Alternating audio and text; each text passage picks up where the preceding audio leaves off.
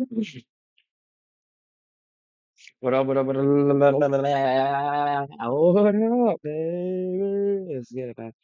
What do we got today? What do we got today?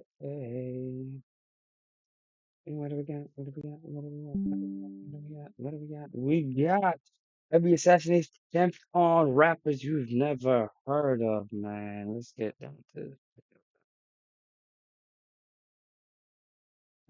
You're murdered. Recording studio on 133rd Street and 3rd Avenue in the Bronx. An up-and-coming rapper named French Montana was leaving a session when he was ambushed by two armed men.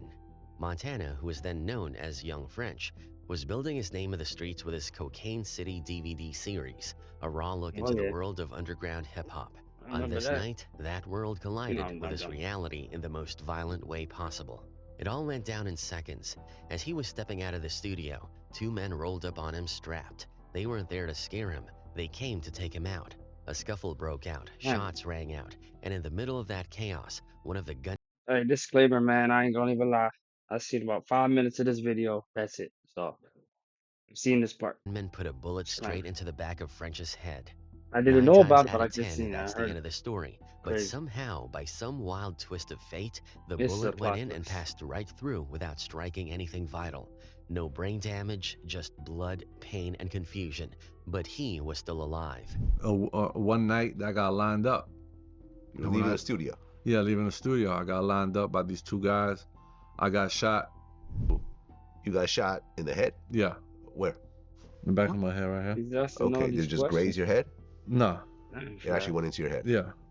They went in and it came out through the top, some shit like that. Well, And the scene only got crazier. While French was fighting for if the his case is life, still a in your second head, attacker tried to answer with fire that on shit. him and his people, but ended up hitting his own partner instead. In the middle of an attempted murder, one shooter killed the other by mistake. In a bizarre way, that accident probably saved French's life because one less gun was pointed at him in that moment. Even with a hole in his head, French didn't go down. He was rushed to the hospital, clinging to life. Doctors worked on him, stapled up his skull, and after weeks of recovery, he somehow walked out alive. Physically, he had a scar and the pain, but mentally, the wound went much deeper because while he was processing being shot, another truth came to light. The whole setup wasn't random. The hit had been organized by somebody he trusted, someone he considered a friend, and the craziest part was that it was the same so-called friend that drove him to the hospital that night. And you actually got set up by someone you knew. Yeah, French would later put the betrayal into words on his song Blue Chills. The person that set me up is the one that drove me to the hospital. Your greatest threat always comes from the inside. When asked years Damn, bro, that's the ultimate backdoor, man. Ultimate, man. Watch who you around, man. Watch who you around, folks, man. They cold. later if he ever spoke to that And person be the again, people around his you, man. answer was Watch short out. and cold. No Shoot. communication. When he Once tried the to get mask him came killed, and off, them drew him that to the friendship hospital, man. That's some YNW Melly shit. Not that extreme, but to that degree almost. You know? was dead About forever. 50%. The legal aftermath was just as wild as the shooting. Even though French Or had been the 25%. victim shot in the head Nigga. left for dead, he still Man, found crazy. himself charged with murder. The cops tried to pin the death of his attacker on him, even though the guy had been killed by his own partner's bullet. Eventually, the evidence made it clear, and French beat the case. The whole ordeal flipped his life upside down. Before, he was open, moving around freely, accessible to everyone. After the shooting, that all changed. It just made me realize that I can never be accessible, he said later. You can't make money and then go back to where you came from when everybody was broke with you. That never equals a positive outcome. it just made me realize. This made me realize that I can never be accessible. Yes, You know what I'm sir. saying? Like, people can never see me when they want to see me. You know what I mean? I gotta see people when I want to see them. He became guarded, paranoid, moving carefully. For years, he didn't go anywhere without a bulletproof vest or heavy artillery close by. I will ride around with so many guns on me, he admitted, explaining how surviving a bullet to the head rewires you. You don't Literally, surviving a bullet to the head rewires your ass, man. You know what I mean? Rewires that whole spaghetti. just Whole live, noodle you together, become man. obsessed with never being caught slipping again. A Luck decade at later, you, in man. 2013, French Montana No such thing as luck. Blessing, man. Blessing. went back to the very spot in the Bronx where it all happened. This time, it wasn't as a local DVD hustler, it was as a global rap star, looking back on the night that almost ended everything. Standing there with a camera crew, he retraced his steps and relived the memory of a bullet that should have killed him, a betrayal that scarred him, and a moment that pushed him to move smarter, think sharper, and ultimately blow up bigger than anyone could have expected. Slick Rick. On April 20th, 1990, at 3 in the morning, Seen Ricky this Slick part Rick too. Walters was leaving a nightclub in Oh, the that's Bronx it. when his world erupted in gunfire. Associates of his own cousin and former bodyguard, Mark Plummer, ambushed him, firing approximately 20 shots at his vehicle. 3 of those bullets found their mark, striking Rick, but miraculously, he survived the attack. The ambush was the violent climax of a bitter family dispute that had been escalating for months, a story of betrayal rooted in the very success Rick had worked so hard to achieve. The drama started when Rick's mother, Veronica, tried to keep things in-house and hired his cousin, Mark Plummer, as a bodyguard. At first, it looked like a smart move. Rick was blowing up off the great adventures of Slick Rick, touring heavy, making real money. Having family around felt safer than bringing in outsiders. But success changes people. Plummer started to get greedy, pressing Rick for money, treating his position like a hustle instead of protection. Eventually, it got so bad Rick had no choice but to fire him. That's when things went left. Instead of walking away, Plummer flipped. He allegedly tried to rob Rick on different occasions, made threats not just to him, but to his mother, and straight up terrorized his family. It got so dangerous that Rick found bullet holes in the front door of his own house. With all that pressure, Damn, I disclaimer. I know I've heard this. I've read it. I've listened to it, and I mean, watched this video. This part. Come on, Rick, man, that's crazy, man. Whole cousin doing that, man, throwing bullets through the freaking like, hell no, man. That cannot slide. Rick That started cannot slide, carrying dog. guns, not because he was That looking for cannot trouble, slide. but because he was living in fear. Every time he left the house, he didn't know if he Cousin was gotta walking go, into man. another setup. Cousin Then gotta came the go, man. first big explosion, the A April decade left. ambush. 20 shots, 3 bullets tore into Rick's body, and yet somehow he lived. He walked away from something that should have killed him, but surviving didn't mean the problem was solved. Plummer didn't stop, and Rick knew Ah, that as long as his cousin was breathing, he was a target. Fast forward to crazy. July 3rd, 1990. Just a few months later, Rick Come on, man. This dude don't know. I don't know what the hell he's talking. So how do we go from 2013 fast forward to July 3rd, 1990? That don't make sense, man.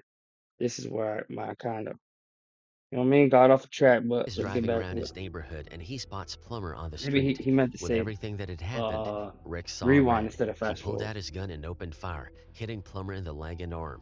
But in that moment of Damn, I'm chaos, gonna have to tragedy go, huh? struck. A bystander, Wilbur Henry, was hit in the foot by one of the stray bullets. Saw God, he red. caught a He pulled foot out his shot. gun, was a target. That's Fast forward to crazy. July 3rd, 1990. Just a few months later, Rick is driving around his neighborhood and he spots Plummer on the street. With Damn, everything that had happened, Rick saw red. He pulled out yeah. his gun and opened fire, hitting Plummer in the leg and arm. But in One in that the leg, moment of one in the chaos, arm, tragedy struck. A bystander, Wilbur Henry, was hit in the foot by one of the stray right? bullets. Caught a Rick pinky panicked. pull shot. He fled the scene, but cops had already seen the whole thing go down. They chased him, and it ended with a crash off the Bronx River Parkway when Rick Nah, lost control of his car and slammed that's a into a movie. tree. The police That's a pulled him whole out and movie. slapped him with serious charges: 2 counts of attempted murder, assault, use of a firearm, and criminal possession of a weapon. Now Yeah. Rick was stuck in a nightmare. On one hand, he was the victim of months of threats and an assassination attempt. On the other, he had shot his own cousin and hit an innocent man. When it came Yeah. time to face the court, Rick claimed self-defense. He truly believed his life was in danger every day, but the system didn't care about the whole story. He ended up pleading guilty, and the judge handed him a sentence of 5 to 15 years. Society wants to hear is, do you feel remorse for what you did? Yeah, I guess yeah. I guess I would say I handled it in a adolescent type of a fashion. Right now I'm suffering. My son is suffering. You know what I'm saying? I could be out there. I could have 5 years of my life went to waste. You know? That alone would have been rough, but Rick's problems didn't end with prison time. Because he wasn't born in the US, he came to the Bronx from London when he was 11, his felony Yeah. conviction made him a target for deportation. Suddenly, Slick Rick wasn't just fighting for his freedom, he was fighting to stay in the only home he really knew. Locked up in Rikers Island, Rick didn't let the walls silence him. Even behind bars, his creativity flowed. In 1991, he dropped The That kid's Ruler's Band, island, though. and in That's crazy, man. 1994, he came out with Behind Yeah. Bars. Both albums kept his name alive, proof that the greatest storyteller in hip-hop could still make magic even when caged. After 5 years, he finally walked free in 1997, but freedom didn't mean peace. Immigration agents were on him heavy, trying to get him shipped back to the UK, a place he hadn't lived in since he was a kid. The battle dragged on for years. In June 2002, after performing on a Caribbean cruise, Rick re-entered the US through Florida, and the INS was waiting. They locked him up under a law targeting foreigners with felony convictions and told him he was getting deported. For 17 straight months, Rick sat in an immigration detention center with no bail, no clear end in sight. The hip-hop community rallied. Russell Simmons and others campaigned for his release, turning his case into a cause. Finally, in November 2003, Rick walked free again. Even then, the threat never disappeared. In 2006, the Department of Homeland Security tried again to deport him. It took until May 23, 2008 for things to turn around. That's when New York Governor David Paterson granted him a full pardon for the 1990 shooting, pointing out Rick's clean record since his release and his work mentoring kids about avoiding violence. That pardon changed everything. It protected him from being deported, and finally, after decades of limbo, on April 15, 2016, Ricky Walters became a U.S. citizen. The Yeah. fight was over. Round 21 of applause, Savage. man. Round of On his applause. 21st birthday in October 2013, Shia ben Abraham Joseph, not yet known to the world as 21 Savage, was in a 21, car with 21. his best friend Johnny B in Tucker, Georgia, when a drug deal turned into a deadly robbery. Two men approached their vehicle, and one jumped into the back seat, shouting, "Get up." The man standing outside the car immediately shot 21 Savage. We ended up pulling up or whatever, and like just jumped in the back seat and just was like, "Get up," type. Then a whole bunch of this happened. What happened next was chaotic, brutal, and almost unreal. Inside the tight space of that car, gunfire exploded. 21 tried to fight back, but his gun jammed, leaving him struggling for his life. He ended up wrestling with a man in the back seat, shots flying off in every direction. In the madness, he got hit 6 times, bullets tearing through his arm, his hand, his side. But as bad as it was for him, it was worse for his best friend Johnny. One shot to the head killed him instantly, right there in the seat beside him. I remember like the gun jammed. That's how I knew Johnny was dead type. Cause like after Buddy got out the car and ran, I remember I told Johnny like, "Pull off, bro, pull off, pull off." And then the car wasn't moving. The moments after the shooting stuck in 21's mind forever, burned into his memory like a nightmare he couldn't shake. He described it as some movie-ish. The car was frozen in chaos. Johnny's foot jammed on the gas pedal, the engine revving like it wanted to take off, but the car stuck in park. The windshield wipers were flapping back and forth, even though no rain was falling. The car's door alarm kept dinging. His best friend lay lifeless, and 21, bleeding out, could barely move. With blood pouring from his body, he somehow managed to stumble out of the car. He tried to use his phone to call for help, but his hands were so drenched in blood he couldn't even work the touchscreen. He went door to door, banging on a nearby apartment, desperate, but no one answered. Eventually, he found a way to call 911, though even then he struggled to explain exactly where he was. When the cops showed up, things didn't get easier. They told him to put his hands up, but one of his arms was completely useless from the gunshots. Lying there, barely holding on, it was a paramedic, not the police, who saved his life, rushing him to the hospital before detectives could even start asking questions. Like, that's not a surprise. The hell, paramedics supposed to save lives. Police do the opposite in most cases. Some cases they do. I ain't against the dudes in blue. I'm just saying. Yeah. Oh shit, we're running low on battery. That battery is low. Officially, the So you story was know. written up as a robbery gone wrong, but in Atlanta, people whispered a different version. On a Reddit forum called Atlantology, which is dedicated to Atlanta's street and rap scene, users claimed to know the real story. They pointed the finger at a man named Jordan Permenter, who was arrested around the same time but later walked free when the charges didn't stick. According to those who claimed they were in the know, this wasn't just a robbery, it was payback. Back then, 21 was still known as Lil Man in the streets, and word was he'd been caught up in something that led to one of Permenter's people getting killed. The deal on his birthday was really a setup, a chance for revenge. One of the shooters, they said, didn't even walk away. He ended up paralyzed from the chaos. For 21, the shooting was the defining moment of his life. He lost his best friend, the person he called his other half, and came face to face with his own mortality. As he told GQ years later, "I was a wild dude, and I knew one day karma was gonna come back around. So when I got shot, I was like, all right, this is my sign. I'm getting a second chance or some-ish." That second chance came in the form of music. Johnny's uncle gave him money for studio time, and before 2013 was over, 21 Savage had started rapping. The scars, though, never really went away. For years after the shooting, he lived with paranoia, always strapped, always armored, literally wearing a bulletproof vest on a regular basis. The dagger tattoo Savage between his 21, eyes man. wasn't just for Crazy. style, it was for his younger brother Taman, who had been killed in another drug-related shooting. Other tattoos marked the memories of Larry and Johnny, two more friends lost to the streets. His music carried all of that pain, all of that bloodshed, all of that survival. The night he got shot 6 times and lost his closest friend wasn't just a tragedy, it was the birth of 21 Savage, the artist. Suge Knight. On Damn. August 24th, Good. 2014, at the One Oak nightclub in West Hollywood, Suge Knight was attending a pre-VMA party hosted by Chris Brown when shots rang out. The club was packed with celebrities and partygoers, but the bullets were meant for one man. Knight was struck 6 times, with wounds to his abdomen and arm. In a display of sheer toughness, Suge managed to walk out of the club under his own power before being rushed to Cedars-Sinai Medical Center for emergency surgery. 2 other people, a 32-year-old man and a 19-year-old woman, were also wounded in the chaos. There was a pre-VMA party in Los Angeles, and a rapper by the name of Suge Knight got shot 6 times and had to be taken to the hospital after that took place. Suge Knight. Suge Knight. Suge Knight. Good enough. Yeah. When investigators tried to press him for answers, Suge clammed up. He wasn't giving police a name, a description, or even a hint of who might have pulled the trigger. That was his code. Handle things in the streets, not in a courtroom. So, just like that, the case went cold. For Suge, it was just another night in a life that had been filled with violence. He had already survived being shot at a party in Miami back in 2005, and of course, everyone remembered 1996 when he was behind the wheel of the BMW the night Skinned his Tupac bald was head. gunned down in Vegas. Mm. Surviving gunfire wasn't new to him, it was practically stitched into his story. But 2 years later, the One Oak shooting took on a whole new twist. Suge dropped a bombshell in court documents claiming the hit wasn't random at all. It was a setup.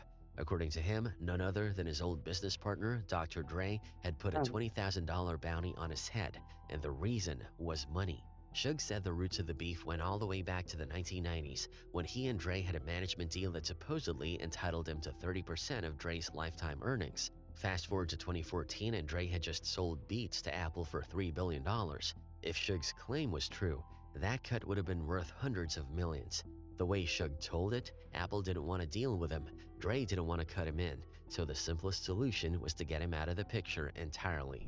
Basically, Suge is saying that he had a lifetime management deal with Dre, where he would get 30% of everything that Dre made in entertainment over the course of Dre's life. Dre did not pay Suge the money, and Suge says that he basically disavowed the contract and then wanted to kind of get rid of the problem. The lawsuit only got crazier from there. Suge alleged that the hit was carried out by a man known as T-Money, and that he didn't act alone. He had help from inside law enforcement. According to Suge, an on-duty LA County Sheriff's deputy named Henry Boyd, who was moonlighting as security at the club, literally opened the door for the gunman and then helped him escape. Suge claimed there was even surveillance footage of Boyd letting the shooter in, and that afterwards, Boyd helped the man flee the country through LAX. In Suge's telling, the shooter later admitted that Dre had paid him. Boyd, meanwhile, quietly resigned from the sheriff's department after being questioned. Dr. Dre's team, of course, denied every bit of it. The sheriff, who was moonlighting as security at the club, duty LA County Sheriff's deputy named from inside law enforcement. According to Suge, that he didn't act alone. He had help from inside law enforcement. According to Suge, an on-duty Your boy smoking that 92, man, straight up, man. God damn, we relying hybrid, Steven, but yo, let's see. So an on duty LA County shooter, man, Henry Boyd. LA County That's Sheriff's crazy, deputy bro. named Henry That is Boyd, crazy. who was moonlighting as Dre security at got a some club, connections, man. literally opened the door for the gunman and then helped him escape. Shug claimed there was even surveillance footage of Boyd letting the shooter in, and that afterwards, Boyd helped the man flee the country through LAX. In Shug's telling, the shooter later admitted that Dre had paid him. Boyd, meanwhile, quietly resigned from the sheriff's department after being questioned. Dr. Dre's team, of course, denied every bit of it, calling the accusations ridiculous. But to Shug, this wasn't some wild theory. He connected the dots between that shooting and what would happen to him just months later in Compton. In January 2015, Shug showed up on the set of Straight Outta Compton, the NWA biopic. He claimed he was still paranoid, still convinced people were trying to kill him, and Dre and Universal had once again paid to have him taken out. This time allegedly dropping $300,000 to Clee Bone Sloan to make it happen. That day ended in blood when Shug ran over Sloan and Terry Carter in the parking lot of Tam's Burgers. Sloan survived. Carter, who was actually to Clee Bone Sloan to make it happen. That day ended in blood when Shug ran over Sloan and Terry Carter in the parking lot of Tam's Burgers. Sloan survived. Carter, who was actually a longtime friend of Shug's, didn't. The video obtained by TMZ shows the January 29th incident where Knight's truck apparently runs over the two men. The truck backs up, hits one man. Seconds later, the truck comes back and runs over To Shug, that tragedy was part of the same chain of reaction that started at one back and backside incident where Knight's I didn't even see that video like that, bro. That's obtained by wild. TMZ shows the January 29th incident where Knight's truck apparently runs over the two men. The truck backs up, hits one man. Seconds later, the truck comes back and runs over. To Shug, that tragedy was part of the video obtained by TMZ shows That's the crazy, January dog. 29th Nah, I'm not incident where replaying Knight's this again, truck bro. That's apparently crazy. runs over the two men. The truck backs up, hits one man.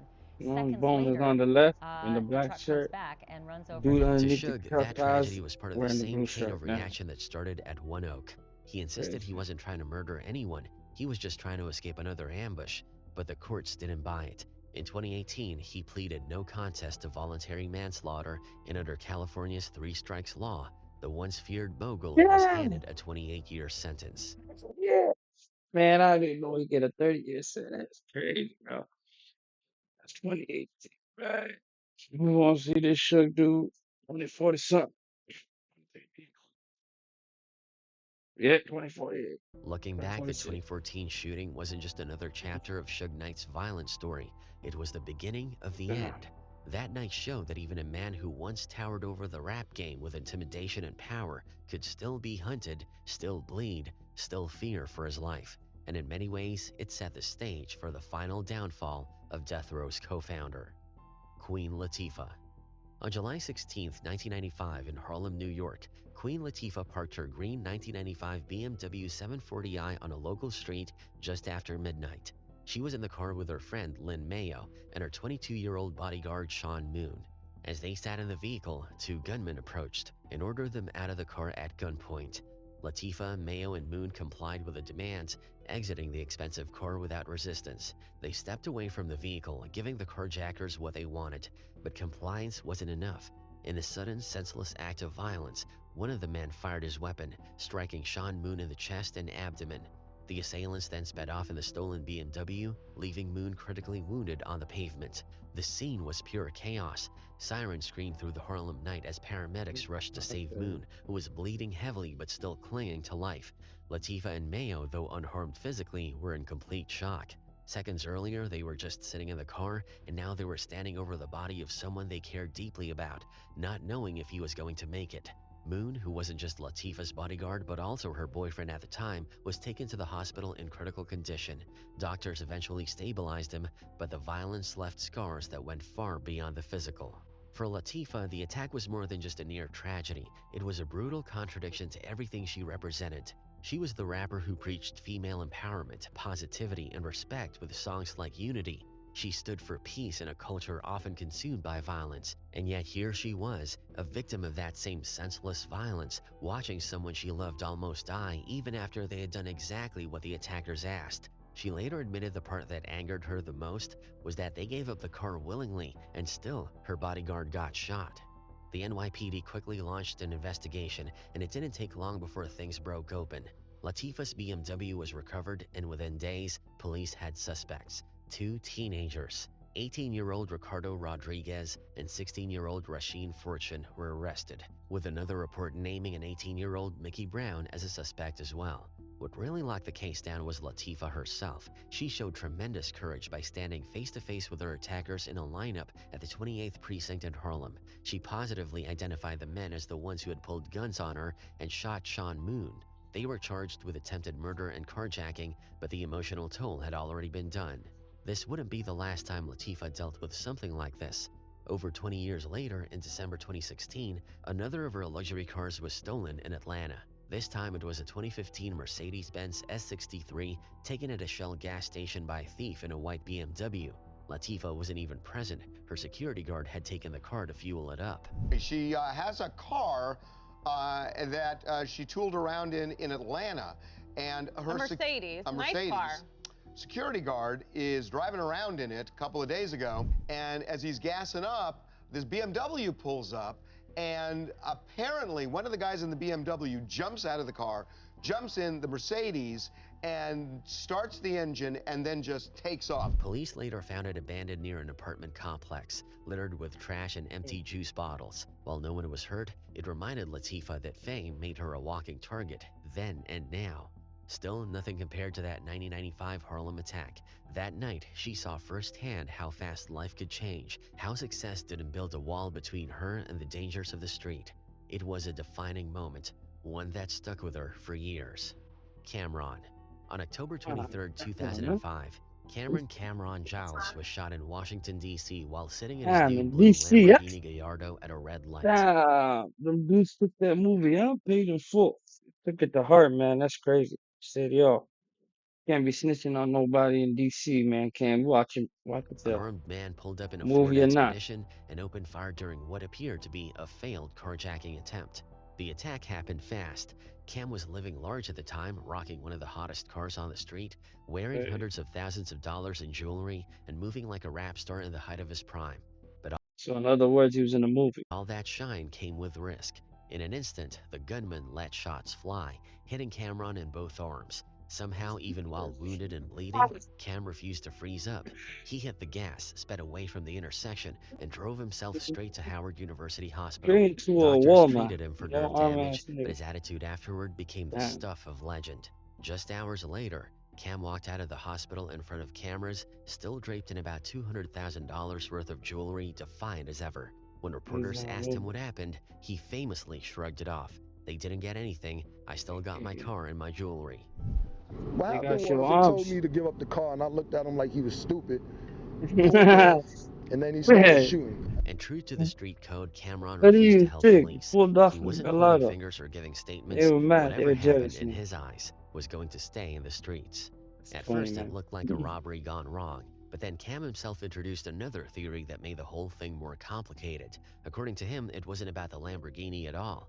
It was about a line from Paid in Full, the 2002 cult classic film where Cam played Rico, a character loosely based on Harlem legend Alpo Martinez. In one scene, Rico says something like, "I'll give you some ninjas from DC, but not no Ninjas Harlem in ninjas." Cam DC. later revealed he hadn't even wanted to say that line. He wanted the film's producer, Dame Dash, that it could stir Then up Dash got real-life it problems. shot up, man. Ninjas from DC already don't like New York Ninjas. Dash that it could stir up real-life problems. Ninjas from DC already don't like New York Ninjas, Cam told him. But Dash insisted, and the line stayed in. Cam believed that years later, when he was shot in DC, it wasn't a coincidence. It was payback for that one piece of dialogue. According to him, people in the Capitol took offense, and the shooting was retaliation for words he said in a movie script. Dame Dash himself later admitted Cam had warned him. In an interview, Dash recalled Cam telling him people took offense, and the shooting was This is retaliation for words he diabolical. said This is in a hilarious, movie bro. script. Dash, bro. Dame That's Dash the funny himself thing. later admitted Cam had warned him. In an interview, Dash This is recalled Cam diabolical. telling him, "Yo, bro, I got shot over that role." Warned him. In an interview, Dash I already heard this shit. Dash recalled Seeing Cam it telling again, man. hospital It's took funny. offense, and the It's so shooting was funny. retaliation for words he said in a movie script. Dame Dash himself later It's admitted funny, Cam had man. warned him. In an interview, Dash recalled Cam script. Dame Dash himself later admitted Cam had warned him. In an interview, Dash recalled Cam You telling him, wonder that. "Yo, bro, I got shot over that role." EPMD, Eric Oh, Sermon. that's funny. In the Why early that look 1990s, like I got shot Bobby over that role. Shmurda lost on Phone EPMD, Song? Eric Sermon. In It the look early like Bobby 1990s, Shmurda. the groundbreaking hip-hop group EPMD, a name that once stood for Eric and Parrish Making Dollars, began to violently fall apart. The brotherhood that built a musical empire on funk-fueled beats and laid-back rhymes was about to implode in a storm of financial disputes, paranoia, and real-world violence. Their creative partnership devolved into a period so dangerous that it forced one of its founding members to flee his home state. The first real sign that things were spiraling came in the form of gunfire. 8 months before the group even made their split official, Eric Sermon's Long Island home was lit up in a shooting. This wasn't some random neighborhood scuffle either. Bullets went straight into the house, piercing walls and nearly striking the people inside. Redman, who at the time was living with Sermon and considered himself almost like a little brother under his wing, later painted the scene vividly. He remembered hearing the shots, checking the house, and realizing that if he had been standing at his DJ setup that day, those bullets would have gone right through him. Right through It the got skin, crazy. bone, It got real crazy. Good, man. Like, you know, I do. house invasion to, you know, E house getting shot up. My room, like where I stayed in the E house, bullet holes was through the that room. Sermon backed that up years later, saying if Red was at the equipment, he'd be gone. For Red, the whole era was straight out of a movie. He described it as movie-ish because between shootings, robberies, and beef spreading in the streets, their lives didn't feel like rap stars anymore. They felt like targets. What made it worse was that no one ever figured out who shot up Eric's place. To this day, he says he has no clue who pulled the trigger or why. The mystery alone created paranoia. Was it enemies? Was it people close to him? Was it connected to the group's business problems? Nobody knew, and that uncertainty sat like a shadow over everything. But the real crack in their relationship didn't come until Parrish Smith's home got hit. Late in 1991, masked intruders stormed into Smith's Long Island house. They tied up the people inside, raided the spot, and walked away with whatever they could get. For Parrish, it was a violation, the kind of thing that makes you instantly wonder if somebody you know had a hand in it. And then came the bombshell. When police caught up with the intruders, the suspects pointed the finger directly at Eric Sermon. According to Sermon himself, they gave police signed statements saying he had actually paid them to do the job. Sermon remembered it vividly. One day, cops swarmed his home. They came through my garage, he recalled. His mom was upstairs, watching through the window as they handcuffed her son and dragged him out. Sermon begged them not to cuff him in front of her, but it didn't matter. He was taken to the station, chained to a table, and accused of orchestrating a hit on Parrish. No charges ever struck, but by then, the damage had already been done. The trust between Eric and Parrish was shattered. Even if he was innocent, and to this day Sermon insists he was, the accusation alone created a crack so deep it could never really be repaired. By the time they went to shoot the video for their hit Headbanger, the tension had reached a boiling point. Sermon said flat out the shoot almost turned into a real shootout. People on set had already heard the rumors that Eric had set Parrish up, and emotions were running so high that guns were ready to be drawn at any moment. Sermon described that period as one of the darkest in his life. He said he'd get phone calls at night where he'd admit, "Yo man, I'm getting ready to have a heart attack." The fallout rippled through their entire movement. The Hit Squad, their collective of artists like Redman, K-Solo, and Das Effects, was caught in the middle of a civil war. Redman in particular was devastated. His debut album, What the Album, had just dropped, and he was supposed to hit the road on tour backed by the full strength of the squad. But the split meant the whole machine collapsed, and the tour never happened. Years later, Red still talked about how much that moment stung. All the momentum he had was undercut by his mentors going to war with each other. My thing was, I was disappointed that it got really nuts when it was my time to shine.